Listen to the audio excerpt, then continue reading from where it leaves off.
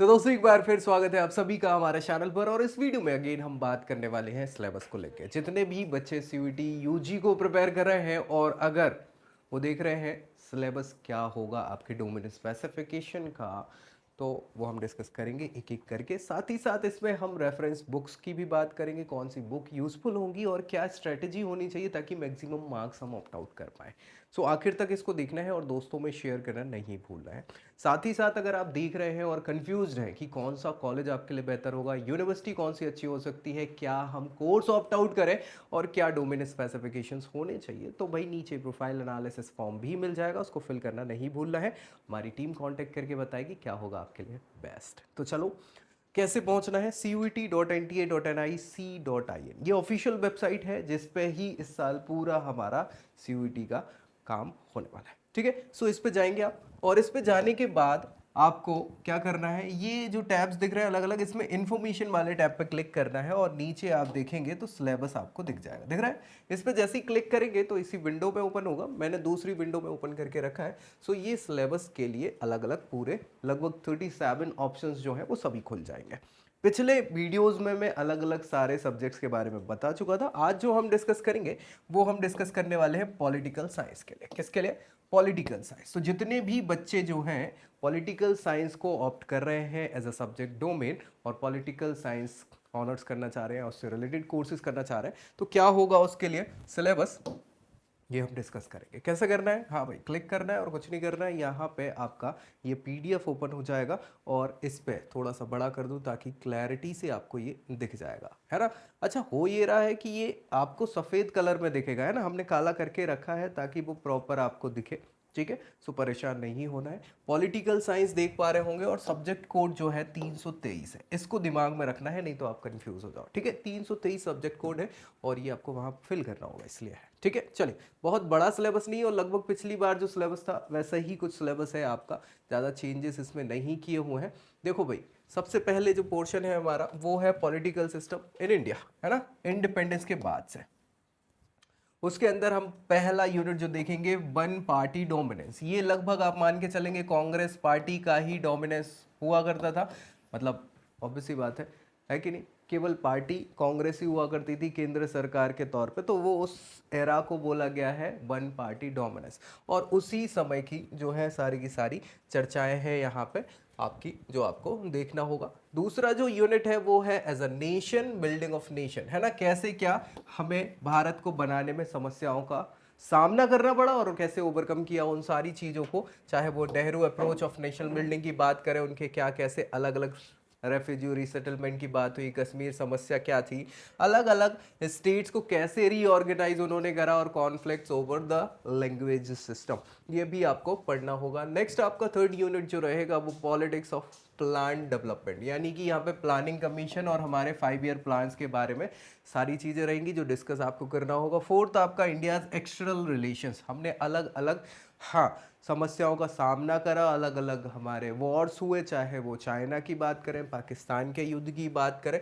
ठीक है, वो सभी चीज़ें आपको यहाँ पे, और फिर विश्व स्तर पे किस प्रकार की राजनीति रही वो भी आपको इस चैप्टर में देखना है। Challenges to and restoration of Congress system. अब यहाँ थोड़ी सी समस्याएं आना चालू हुई जैसे ही 67 के आसपास, बोल सकते हैं पहले तो नेहरू जी गए, फिर उसके बाद हमारे लाल बहादुर शास्त्री साहब गए। तो जैसे ही आपकी इंदिरा गांधी की सरकार आई या इंदिरा गांधी आई, उस समय के जो चेंजेस हैं, उस समय की सारी चीज़ें वो आपको यहाँ पे रेस्टोरेशन, क्योंकि फिर कांग्रेस ओल्ड हो गई, कांग्रेस इंदिरा कांग्रेस हो गई, है ना, तो अलग अलग बट गई वो कांग्रेस। तो वही सारी रेस्टोरेशन की बातें इस चैप्टर में रहेंगी जो डिस्कस आपको करना होगा। अगेन इसके बाद जो 6th चैप्टर है वो आपके आ जाते हैं कॉन्स्टिट्यूशनल ऑर्डर में, जो क्राइसिस हुए हैं उसको लेकर। अब यहाँ पे क्या हुआ कि जैसे इंदिरा गांधी आई तो अलग अलग अलग अलग अलग बहुत सारे अमेंडमेंट्स होने लग गए और वो एक समस्या का विषय थी। तो इन सारी चीज़ों के कारण फिर इमरजेंसी भी लगी, और तो वो पूरा आपका यहाँ पे रहेगा इस चैप्टर पे जो आपको डिस्कस करना होगा और यहाँ से अच्छे क्वेश्चंस बन जाते हैं। 7th जो चैप्टर रहेगा वो आपका रहेगा रीजनल एस्पिरेशन एंड कॉन्फ्लिक्ट्स को लेके। मतलब यहाँ पे अलग अलग रीजनल पार्टी अब निकल के सामने आने, अलग अलग स्टेट में छोटी छोटी पार्टियां निकलने लगी, तो जो वन पार्टी का डोमिनेंस चल रहा था वो कम हो गया, है कि नहीं, स्टेट लेवल पे। और आज के समय में फिर हाँ, वन पार्टी डोमिनेंस तो नहीं है, ठीक है। सो वही सारी चीज़ें यहाँ पे फिर देखा जाएगा। 1984 के दंगे हुए, क्या हुआ, फिर नॉर्थ ईस्ट की कैसी क्या स्थिति हुई, वो सारी चीज़ें, कश्मीर की समस्या जो रही, हाँ, तो वो आपका इस चैप्टर में आपको डिस्कस करना होगा। 8th चैप्टर जो है वो यहाँ पे कोalition पॉलिटिक्स की बात करें। अभी एक समय ऐसा आया कि यार कांग्रेस के पास बहुमत नहीं था और छोटी पार्टियां उभर के आ रही थी, तो मिली जुली सरकार बनानी पड़ी, है ना, और मिली जुली सरकार को ही कोalition, हाँ, कोalition पॉलिटिक्स कहा जाता है। अब वही आपको यहाँ पे समझना है कि क्या कैसी चीज़ें यहाँ पे निकल के आई सामने। और लास्ट जो इस सेक्शन का यूनिट है वो है रिसेंट इश्यूज एंड चैलेंजेस। तो आपको चैलेंजेस क्या क्या रहे अलग अलग, हाँ भैया, फिर देखा आपने कि यार ओबीसी के लिए कमीशन बना, है ना, मंडल आयोग, उसके लिए अलग अलग सारी चीज़ें हुई, दलित पॉलिटिक्स होना चालू हो गई, कम्युनलिज्म की बात होने लग गई, अयोध्या का केस, है ना, हाँ, हुआ ना डिस्प्यूट। तो वो सारी चीज़ें आपको यहाँ इस चैप्टर में पढ़नी होगी। ये सारी चीज़ें कब की बात है, सिंस इंडिपेंडेंस की बात है। फिर आता है हमारा सेकंड पोर्शन जो आपको यहाँ पे कंटेम्प्रेरी वर्ल्ड पॉलिटिक्स से रिलेटेड है, पूरे विश्व स्तर में क्या पॉलिटिक्स चल रही है।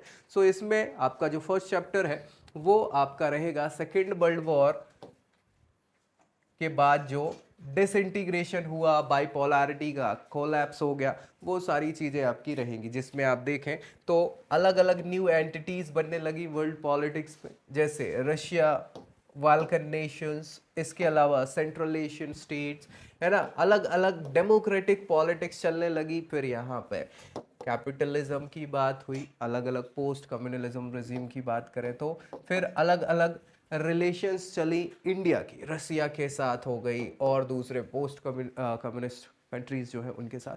तो ये पूरा फर्स्ट यूनिट हमारा इस सेक्शन का रहेगा।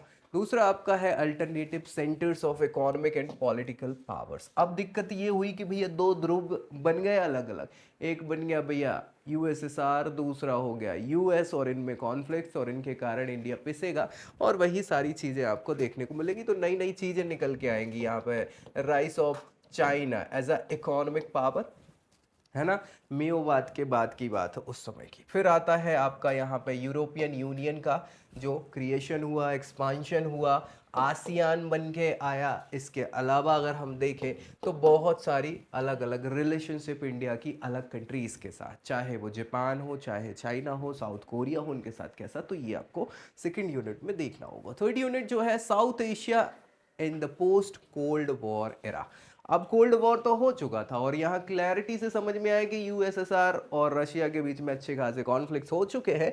सो पोस्ट कोल्ड वॉर के बाद कैसे साउथ एशिया, क्योंकि साउथ एशिया मतलब हमारी बात चल रही है ना, है ना, सो हमें उस समय की चीज़ें यहाँ पे देखनी होगी। पाकिस्तान हो गया, नेपाल हो गया, इनमें डेमोक्रेटाइजेशन स्टार्ट हुआ, है ना, एथनिक कॉन्फ्लिक्ट्स चालू हो गए कहाँ पर, श्रीलंका के अंदर, उनमें भी भैया लड़ाइयाँ होने लगी तमिलियंस के अंदर और सिंगलीज के अंदर, ठीक है। फिर इकोनॉमिक ग्लोबलाइजेशन स्टार्ट हुआ 1991 के आसपास की, 90-91 की बातें हैं, ठीक है। कॉन्फ्लिक्ट्स के इफेक्ट क्या हुए साउथ एशिया में, और साथ ही साथ नेबर्स के साथ हमारे कैसे क्या रिलेशनशिप्स थे, तो वो हमें यहाँ पे देखना होगा। Neighbours in the sense neighbouring countries की हम बात कर रहे हैं, ठीक है। फोर्थ यूनिट जो है वो इंटरनेशनल ऑर्गेनाइजेशंस की बात करें, यूनिपोलर वर्ल्ड की। अब इकलौता, हाँ ऑब्वियसली बात है, यूनाइटेड नेशन के अलग अलग यहाँ पे क्या बनने लगे, नई नई एजेंसीज बनने लग गई लोगों के लिए और सारी चीज़ों, उन सारी चीज़ों को देखेंगे। रीस्ट्रक्चरिंग हुई चालू यूएन के लिए। साथ ही साथ यहाँ पे देखें तो यूएन की रीस्ट्रक्चरिंग में पोजीशंस पे भी काम चालू हुआ और नए अलग अलग एक्टर्स निकल गया इंटरनेशनली, ठीक है, जिसमें हम इकोनॉमिक ऑर्गेनाइजेशंस की बात करें, एनजीओस की बात करें और अलग अलग अलग इंस्टीट्यूशंस की बात करें जो ग्लोबली गवर्नेंस को रिलेट कर रहे थे। पांचवा जो हमारा यूनिट है वो है सिक्योरिटी कंटेम्प्रेरी वर्ल्ड। अब भाई भारत भर में नहीं, विश्व भर में क्या आतंकवाद के मुद्दे निकल के आए, अलग अलग समस्याएं निकल के आई, तो सिक्योरिटी के लिए मुद्दे जो हैं वो ज़रूरी। तो क्या हुआ वो आपको यहाँ देखो, ट्रेडिशनल कंसर्न जो रहेंगे सिक्योरिटी से रिलेटेड, पॉलिटिक्स, है ना, determination, non traditional human security की बात होगी, ग्लोबल पॉवर्टी, ये भी एक समस्या ही है बेसिकली, है ना, गरीबी। साथ ही साथ हेल्थ के कंसर्न, एजुकेशन से रिलेटेड जो इश्यूज हैं उन सारी चीज़ों को। फिर दूसरी चीज़ है माइग्रेशन। अब इतनी लड़ाइयाँ हुई, वॉर्स हुए अलग अलग कंट्रीज़ में, तो दो लोग बाग इधर से उधर गए, दूसरे यहाँ पे अपनी अच्छी खासी कंडीशंस बनाने के लिए भी एक से दूसरी कंट्रीज में मूव हुए, जैसे माइग्रेशन हम कह सकते हैं। सो इनकी भी समस्याएं हैं ग्लोबली अगर हम देखें तो, ये सब आपको यहाँ इस चैप्टर में देखना होगा। छठवां यूनिट जो है वो इन्वायरमेंट्स के इशू से रिलेटेड है, natural resources in global politics. अब भैया हमने देखा कि यार चाहे अमेरिका हो, चाहे रशिया हो, चाहे चाइना हो, या जो भी आपकी बड़ी बड़ी कंट्रीज़ हैं, बड़ी कंट्रीज़ मतलब पावर्स की अगर हम बात करें, तो वो क्या कर रहे हैं, रिसोर्सेज को जितना ज़्यादा हो ऑक्यूपाई करने की कोशिश कर रहे हैं और उसके कारण समस्याएं बढ़ती चली जा रही। वही सारी चीज़ें हैं, अपने आप को इतना पावरफुल करने के लिए एनवायरनमेंट को बिल्कुल ताक पे रख के रखें। तो उन सारी चीज़ों के लिए भी ग्लोबल एनवायरनमेंट के नॉर्म्स के लिए क्या कैसी चीज़ें बनी, एनवायरनमेंट मूवमेंट्स कौन कौन से हुए, साथ ही यहाँ पे प्रॉपर्टी रिसोर्सेज से रिलेटेड क्या कैसी चीज़ें होनी चाहिए इंडिजिनियस पीपल्स के लिए। और फिर बात करें हमारे इंडियन स्टैंड की ग्लोबल पॉलिटिकल सिस्टम में, एनवायरमेंटल डिबेट्स वगैरह में, फिर वही 1991 का आपका क्या हो जाएगा, अर्थ समिट और बाकी सारी चीज़ें। ठीक है, सो ये आपको यहाँ पढ़ना होगा। लास्ट जो यूनिट है ग्लोबलाइजेशन एंड इट्स क्राइम, है ना, क्रिटिक्स कैसे क्या रहे ग्लोबलाइजेशन के। तो बस जो ग्लोबलाइजेशन हुई, इकोनॉमिक ग्लोबलाइजेशन हुआ, कल्चरल पॉलिटिकल मैनिफेस्टेशन, साथ ही यहाँ पे आपको कॉन्सिक्वेंसेस ऑफ ग्लोबलाइजेशन। अब ग्लोबलाइजेशन जो हुआ कि यहाँ पे विश्व स्तरीय भूमंडलीकरण इसको हिंदी में कहा जाता है, और इसमें हुआ क्या है कि सारे देशों की बाउंड्रीज खोल दी गई एक दूसरे के लिए, चाहे वो ट्रेड से रिलेटेड हो, चाहे एजुकेशन से रिलेटेड हो, चाहे इंपोर्ट एक्सपोर्ट की बात करें। सो उससे फ़र्क क्या पड़ा, उससे कम्युनिटी डेवलप तो हुई लेकिन समस्याएं भी होना चालू हुई, अलग अलग देशों की राजनीति ने अलग मोड़ ले लिया।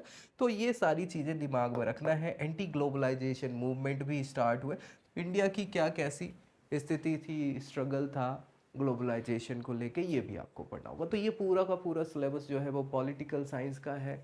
जो भी बच्चे ऑप्ट आउट करेंगे इस सब्जेक्ट को, उन्हें ये सारी चीज़ें पढ़नी है। इसके लिए क्या करना होगा, तो सबसे अच्छी चीज़ तो है हमारी NCERT, इससे बेहतर और कुछ नहीं।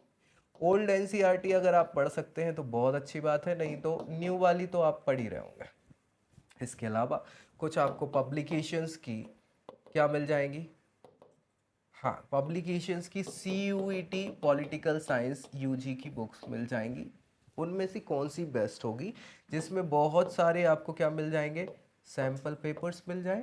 साथ ही साथ इसके अलावा PYQs देख लेना है और मॉक्स आपको लगाते रहना है। जितना ज़्यादा मॉक्स आप लगाएंगे उससे फ़ायदा यही होगा कि एरियाज पता चलेंगे आपको, वीक कौन से हैं, स्ट्रॉन्ग कौन से हैं। वीक एरियाज पे फोकस आपको करना है, जितना ज़्यादा फोकस करेंगे उससे फ़ायदा यही होगा कि मार्क्स आपके उतने ज़्यादा बढ़ेंगे, और जितने बढ़िया मार्क्स आएंगे उतनी अच्छी रैंक होगी।